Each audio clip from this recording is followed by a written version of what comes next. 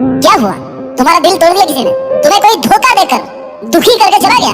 कोई तुम्हें छोड़कर और तोड़कर चला गया? लेकिन क्यों? तुम तो स्ट्रांग थे ना, फिर कैसे टूट गए?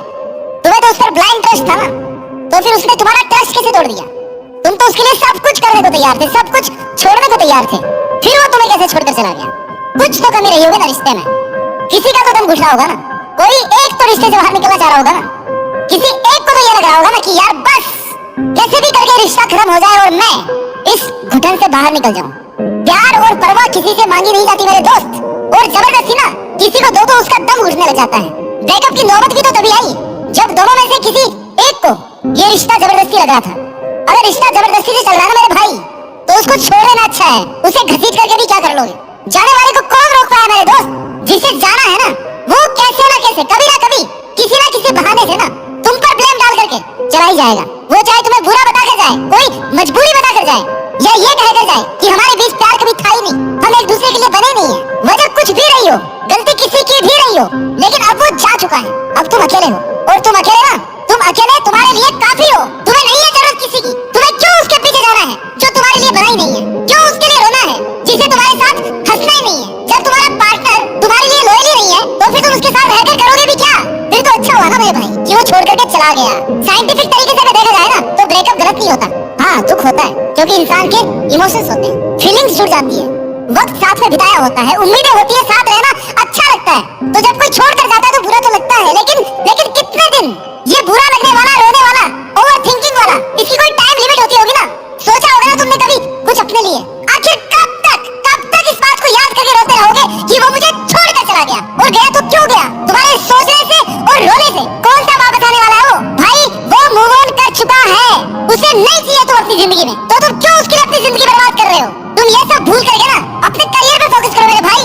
Sometimes the best revenge is to smile and move on. तुम्हारी अपनी अलग लाइफ है यार, उसके साथ अलग लाइफ थी, अब वो है ही नहीं, तो फिर रोना कैसा? ठोकर लगने का मतलब ये नहीं है कि तुम चलना छोड़ दो। जिंदगी को समझना है ना, तो पीछे देखो, जिंदगी अच्छे से समझ में आएगी तुम्हें। लेकिन अगर जीना है ना, तो तुम्हें अभी जीना है, अभी वर्तमान में देखो।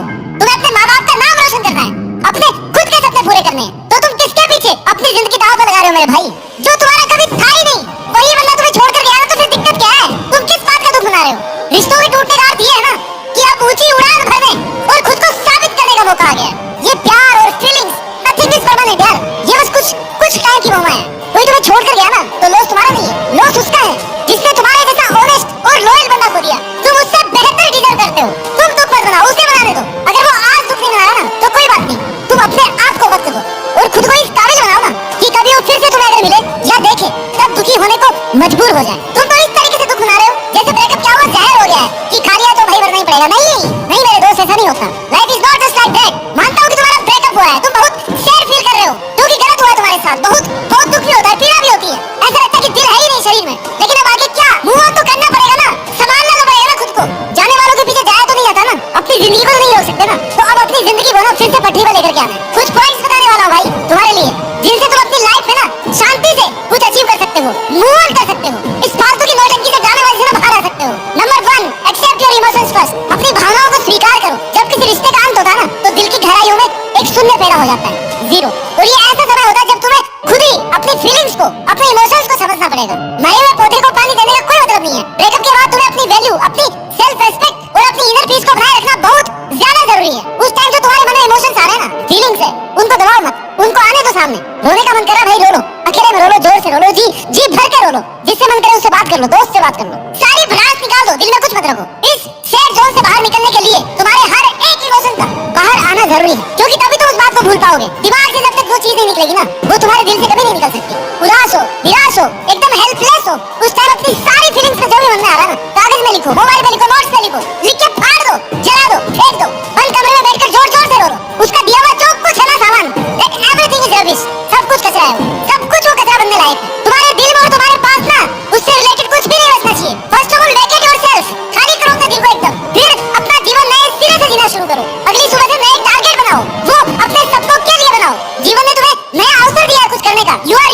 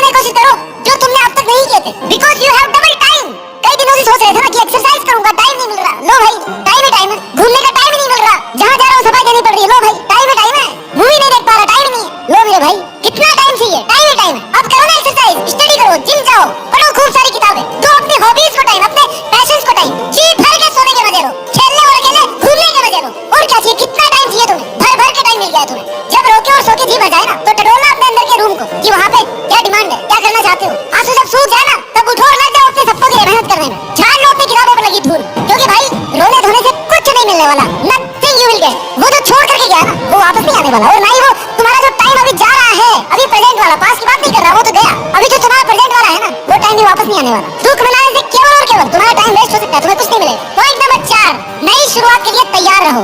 आज की तरह अगर उड़ना है ना, तो इन तितलियों का साथ छोड़ना पड़ेगा। तुम तो देवदास बन के बैठे हो, धोखा हुआ है तुम्हारे साथ, जिंदगी भी तुम्हारी बर्बाद हुई। ये तो डबल नुकसान वाली बात हो गई ना। तो तुम्हारा अब नई शुरुआत करने का टाइम है। हर अंत एक नई शुरुआत का संकेत होता है, इस बात को याद रखो। इस अवसर को नए अनुभवों, नए रिश्तों और नई संभावनाओं की ओर बढ़ने के लिए यूज करो। जिंदगी में आने वाले बदलावों को पॉजिटिव नजरिए से देखने की कोशिश करो। कुछ दिन बाद में समझ में आ जाएगा कि भाई जो हुआ था ना उस दिन, वो बहुत बहुत अच्छा हुआ था। अच्छा ही हुआ था कि वो उस टाइम मेरा साथ छोड़ करके चला गया, नहीं तो मैं अपना करियर कैसे बना पाता, मैं जिम कैसे जा पाता, मैं अपनी हॉबीज पूरी कैसे कर पाता, अपने लिए टाइम कैसे निकाल पाता। अब तुम्हारे पास टाइम है वो करने का जो तुम करना चाहते थे, लेकिन तुम्हारे पार्टनर को बुरा न लग जाए, इस चक्कर में तुम नहीं कर पा रहे थे। Celebrate your freedom. बेड़ियां टूट चुकी है, वही खाओ जो तुम्हें खाना है, वही पहनो जो तुम्हें पहनना है, जो तुम्हें पसंद है ना वही करो। जो तुम्हारी पहचान थी ना पहले, उस पहचान को वापस हासिल करो। तुम कितनी मेहनत किया करते थे भाई, तुम्हारा माइंड कितना शार्प हुआ करता था यार बचपन में, कितने घंटे तुम पढ़ाई किया करते थे। कई दिनों से माइंड में जैसे जंग लग गया है, आशिकी में टूट पड़े हो।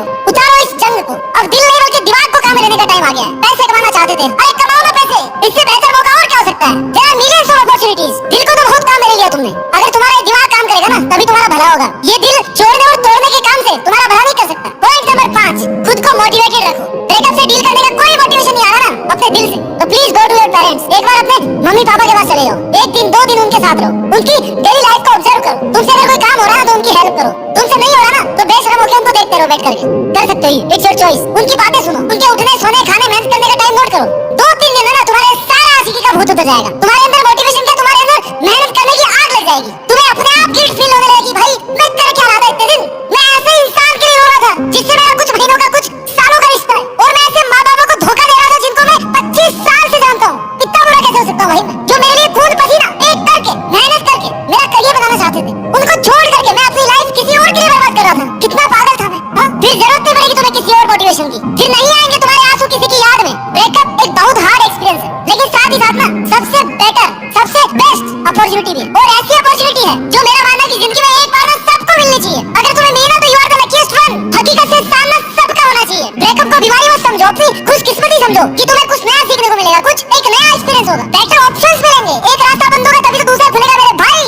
हर जिस चीज के लिए अब तक मेहनत नहीं कर पा रहे थे ना, हर चीज में पॉजिटिविटी ढूंढने की कोशिश करो। जिस मकसद को तुम इस रिलेशनशिप में रह करके भूल चुके हो ना, अब आई थिंक वो तुम्हें साफ नजर आ रहा होगा। इसलिए समस्या से बाहर निकलकर समाधान खोजना शुरू कीजिए, मुस्कुराना शुरू कीजिए। दूसरों को बदलना तुम्हारे हाथ में नहीं है, लेकिन खुद को बदलना, खुद को सुधारना तुम्हारे हाथ में है। और अगर खोजना है ना तो उसकी इंस्टा आईडी मत खोजो, बल्कि जिंदगी खोजो, क्योंकि मृत्यु तो तुम्हें वैसे भी एक दिन खोज ही लेगी। ब्रेकअप के बाद देवदास नहीं बल्कि आईएएस बन के दिखाओ, अपने फील्ड में कुछ बड़ा करके दिखाओ। इतनी मेहनत करो कि मेहनत को भी लगे कि यार बंदा टूटा तो नहीं, इसमें औकात है कुछ करने की। और देश में नहीं बल्कि दुनिया में देश का नाम रोशन करने की औकात है इस बंदे में। अपना ख्याल रखिए और आगे बढ़ते रहिए। मेहनत के दम पर देश में नहीं बल्कि दुनिया में देश का नाम रोशन करके दिखाइए। वो कहलाएगी तुम्हारी असली जवानी। जय हिंद, वंदे मातरम।